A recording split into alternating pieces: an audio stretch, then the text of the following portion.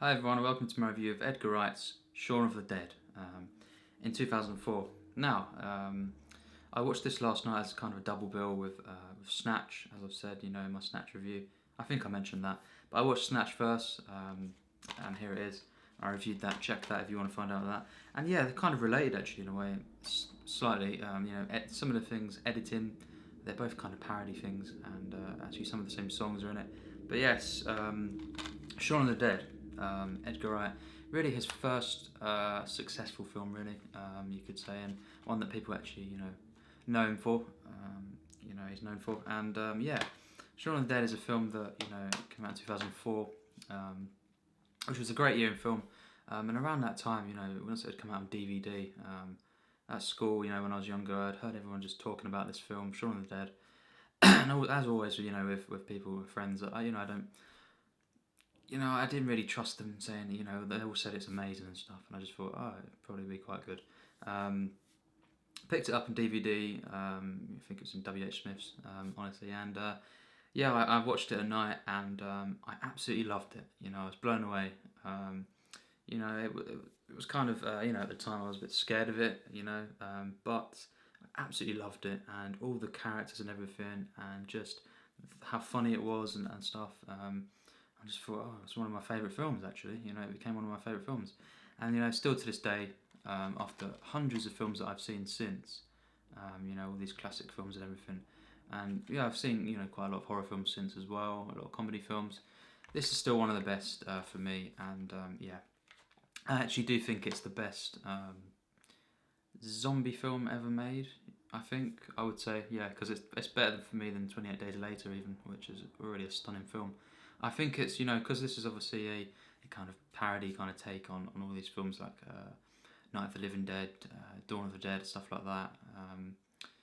I think actually this is easily the best of all the Dead films if you want to compare them, because I thought I think it was Day of the Dead, it was the one in the 80s. Correct me if I'm wrong. Wasn't too great. I didn't think. Dawn of the Dead, the 70s one, I did like, and then I've not seen Night of the Living Dead. But I've seen Land of the Dead and stuff like that. This is by far the best of all of them, and it's not got a lot of the issues that they have. But yes, it's a zombie film, a rom-com zom as it was called, and basically, yeah, it just parodies end of the world, zombie apocalypse, and yeah, many other different things as well. Kind of like, of course, like Dawn of the Dead, kind of made kind of suggestions and stuff about society that were, it was set in a mall and stuff. You could put two and two together, of course, even if you're not well versed in it. All the messages that it was implying. And this one, does a lot of that stuff as well. Even in the opening credits, there's people sort of walking around or just standing there with their phones out, and then there's these people with hoodies and sort of moving about like zombies. And it's all just obviously making loads of different statements there. And yeah, it's true, isn't it? Especially now more than ever. Yeah, pretty disgusting. A lot of stuff in society, everything that's happening. Everyone is, yeah, a lot of people are like zombies in that sense. But yes, this film, I rewatched it last night. I'd always loved it, as I've said, and it's not even my favourite Edgar Wright film actually. At least one film I think is even better than this. And yes, I rewatched it, and it's just every time I rewatch it, it just grows on me once again. I just remember how how much I loved it, and I know pretty much every scene now, most lines of dialogue, because I've seen it maybe more than 30 times, I would say, actually, once again, like Snatch. And yeah, I know most of the dialogue, but, that doesn't matter, of course, with great films. It's just stunning, this film. The characters, we'll start with that. First of all, as well, the writing. This is written and directed by Edgar Wright, but of course, Simon Pegg would co-write, actually, with Edgar Wright. And it's really interesting if you get the time to check out the actual. There's some videos on YouTube, their kind of writing process and stuff, and it's quite funny actually, to see what actually ended up in the film that they had planned. Quite a lot of it, surprisingly did. They'd written down on paper and everything, and a lot of it did end up, exactly as it was really, which is kind of at times it is rare for that, especially if it's in the early stages of that, just writing down some ideas and stuff. That was really interesting. But yes, the script is one of the best of the century for me. Actually, it's perfect. And you know, just what Edgar Wright as well and Simon Pegg they do to kind of deconstruct horror film, horror genre, and all these zombie films as well, and just carefully place all these different references and parodies and stuff, parody elements throughout the film. All the different cliches and everything they just use so well to, you know, for a comedy effect, but it never gets in the way of these. These are easily the best characters in a zombie film, hands down. Simon Pegg's Shaun, of course. You know, don't really need to explain that. He's just brilliant. You know, really relatable. You know, he's kind of coming on for 30. He's got a crap job, and just kind of going to the pub all the time. And then you've got his friend, played by Nick Frost, Ed, and just the pairing of these two in particular is just some of the best in cinema actually. And they, you know, of course they join up again in Hot Fuzz. And yeah, we'll get to Hot Fuzz. I'm not going to talk about that, but yeah, the pairing and the relationship they have throughout the entire film, it's just really amazing. It's one of the things that drives the film. And you've got his girlfriend Liz, and then you've got David and Diane. You know, the characters of them, and you've got Bill Nye plays his stepdad, and then you've got his mum as well. There's a massive cast, and they're all great. You know, really for me, and as well, you actually got some appearances from Martin Freeman and Matt Lucas. The characters in this film are so well written. It's really, as well. You know, they are, again. There's some things are obviously based on cliches, but they're so well written in their own, you know, their own right, that they just stand out among most horror films. Sorry about the noise. Most horror films. This is among my absolute favourite horrors actually. You know, as I've said before on my channel, you know, I do love quite a few horror films. I have. Aside from really, really, really modern horrors, I find there's a couple here and there that I do like in different eras. Especially though I do like the classic ones the most, and you know, stuff like The Shining and Psycho and stuff. They're my favourites. But this is one that, you know, one of the modern horrors that really is quite perfect for me. And I do think that's quite rare, you know. Horror genre is my least favourite if I have to take everything into account. But this is kind of, you know, and sometimes I don't really like a lot of comedy horrors, but you know, American Werewolf in London, that's an exception as well. But this is really just perfect in the way it blends comedy and horror, and as well romance and everything like that, and great characters. Just, you know, all the little details in this film is one of the things that stands out. You know, it's just the writing is so good. You know, the little details you see early on, and then you see them once again. They come full circle in the second half of the film, and then again as well. You know, when you rewatch, you find new things.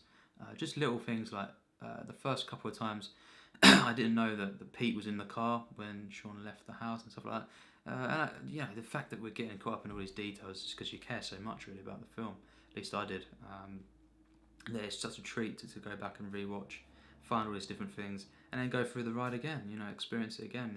All the thrills, the comedy, and just as well. Actually, you know, towards the end, it does get a bit emotional. You know, it does. It elevates it. It manages to be, you know, another thing like Hot Fuzz and stuff, where, you know, it is a comedy, very much so. Certainly at the beginning of the film. And then towards the end, you find underlying, you know, quite a lot of resonance, you know, quite a lot of depth. At the end of the day, it is a human film, and that's what I love about comedy. You know, comedies like this. You know, they can be hilarious and stuff, but they also got some depth and stuff. You know, and you can actually care and get invested in characters and stuff. You know, it's just a stunning film. The characters are just so well written that you just care so much for them, and you can get invested in this kind of film. And you know, just all the relationships throughout the film, even the you know, David character. You know, he's always so compelling. And then, you know, of course, things do happen. You know, eventually, in the final act in particular. And you know, when things do happen, you just, you know, it gives it more of that punch, because, you know, you do care about it. You know, a lot of horror films, as I've said before, you know, a lot of horror films, they don't have the best of characters. Let's just say that. And you know, I think sometimes as well, horror filmmakers, they just think, oh, there's no point writing great characters if they're going to be killed off, kind of thing. That's what I find in a lot of slasher films. You know, an absolute pile of crap would be the Friday the 13th films. And yes, all of them. The first one as well. You know, it's just awful for me. I really find it awful because the characters are so bad, and the acting, the dialogue, it's just disgraceful. You know, and just who cares? You know, and then it wasn't even done well. You know, the actual killing off. But you know, a film like this, you know, it just it's so much great characters, relationships, themes going on. You can just get in, you know, get invested in, and yeah, it's still, you know, in terms of horror as well, it's great because it's got loads of you know, atmosphere, foreshadowing and everything. Just as well, the way the film starts off, I absolutely love the way you just see Shaun going through his life, everyday life, you know, going to the shop and everything just seems peaceful, kind of thing, tranquil. And then he goes through again once the kind of apocalypse starts, and you know, you see different things, and then it's just building and building, the tension, and all the different, you know, horror elements that come into play. And it's just a perfect build-up. You know, I cannot imagine a more perfect build-up to this film. It's very gradual, very atmospheric. You've got all the light moments at the beginning. You can just watch over and over, and then the film starts to progress and becomes more of a horror film, of course. And the last act is very tense, and it very yeah. You know, the gore in this film though, I love all the effects and everything. Just brilliant, and the way all the actual it's been designed. You know, the Winchester stuff. It's so good. You know, that final sort of yeah, the act. I'm not going to ruin if you've never seen the film. Most people have, but of course, you know, if you've never seen the film, I'm not going to ruin it. But yeah, very well designed in terms of the action, you could say. You know, the action, and you know, it comes to a conclusion that's just very quite emotional actually, and very touching. But you know, it's just so genius how it brings all the stuff full circle. You know, that was set up in the first act and everything, and it's kind of an adventure film as well in the middle. You know, all these characters trying to survive and everything, going to their destination, which yeah, it's really quite genius in the simplicity of what their mission is, where they want to go to survive. It's just great, and I just love the scenes as well where Shaun is planning out where they're going to go before they leave the house, and it shows the three different possibilities, and then they end up, you know, of course, with who could have, you know, guessed, you know, which I won't ruin. But yes, the editing in this film, you know, that's another thing, of course. This is remarkable, the editing. You know, I watched Snatch, of course, same night, and it has very similar editing, and you know, the very quick zooms, but the precise zooms. You know, so it just goes kind of thing into simple things like someone drinking, taking pills, and then this is buttering toast and stuff, and it's just such a genius way, you know, to kind of mock the everyday life, and it's like Edgar Wright's, you know, kind of like, yeah, no, you could, of course, because you know, it's just making it a point that, you know, all this everyday boring life can even be made, you know, kind of fun through editing and stuff, and also just very ironic in that sense in the editing. I just love it when he does that. Snatch done that as well. This one does it even better actually for me. You know, it's just brilliant. You know, the brushing of the teeth and everything, and it's just a really quick pace and that. Hot Fuzz does this, of course, as well. Baby Driver a little bit different because it's not really used in that comedy way as much as these ones are. Hot Fuzz and Shaun of the Dead. But yeah, we'll get to Baby Driver. I can't wait to review that. But yes, it's just everything. The editing in this film is so good. It's unbelievable. And just as Snatch does, you know, the way it just uses it for a comedy effect, but also so tightly done. You know, the action, and everything. And just the way that this film flows, you know, every act is just genius storytelling actually, you know, it fits, the pieces fit together so well, they always have a momentum to the narrative. Every scene is just great, funny, for the most part, and then towards the end, of course, just kind of brilliant how he just brings the depth of the characters, and everything comes through the humanity, and then, you know, it is actually a film with depth at the end of the day. But you know, this is such a rewatchable film as well. You know, I can't wait to rewatch it again.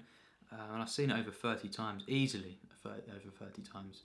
You know, when I actually think about how many times I've seen it, you know. When I was younger, you know, I saw it when I was about 8 or 9, roughly when it came out. Yeah, it was probably about 9 actually. When it came on DVD, of course no Blu-rays then. And yes, just I loved it then, and I love it now even more. And For sure, an absolute masterpiece. As well, the soundtrack is another thing.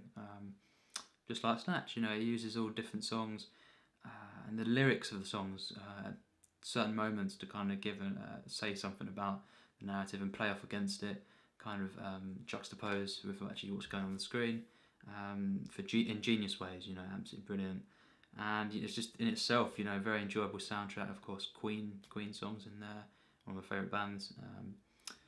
You know, just brilliant. You know, all this Ghost Town as well. You know, absolute genius the way the soundtrack is used. And Edgar Wright really would do this. You know, he would better this. He's done better in the sense he uses soundtrack. This, you know, for all how masterful this film is, basically, it's not his best. You know, I really don't think it's his best, and that just says it all, doesn't it? Because, you know, it's so masterful. I love it so much. It's in my top. It's easily in my top 150, which means it gets a very high rating, which we'll get to. But the fact that he's made at least one film that's better than this for me just says it all, you know. And I absolutely love Edgar Wright's style. He's kind of whipped. It's just really unmatched in terms of modern comedy. You know, he manages to parody many things so well, but in itself have characters that rise above, you know, what he's parodying and such. Like as well, you could kind of say Hot Fuzz kind of is better in terms of its cop characters. You know, they're better characters than pretty much every other cop film like that, but they also parody, you know, that kind of genre as well. So kind of he does all these things, you know, all these things that he plays off of, but manages to kind of rise above and outdo what he's parodying, which is just really genius. And the cinematography in this film stunning as well.